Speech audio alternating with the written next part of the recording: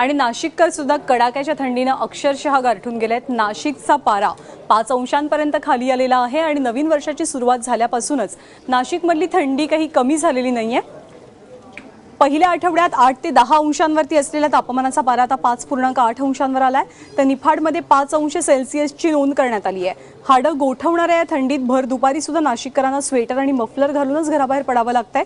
तर चहाच्या टपऱ्यांवरची गर्दी सकाळ सरली तरी हटत नाहीये।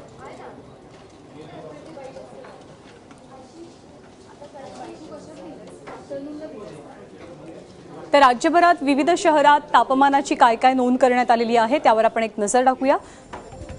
मुंबई 12.5 अंश सेल्सिअस, पुणे 7.7, नाशिक 5.8, निफाड 5 अंश सेल्सिअस। निफाडमध्ये सगळ्यात कमी तापमानाची नोंद आहे। तर राज्यभरात हुडहुडी भरल्याचं चित्र आहे हे तापमान पाहता।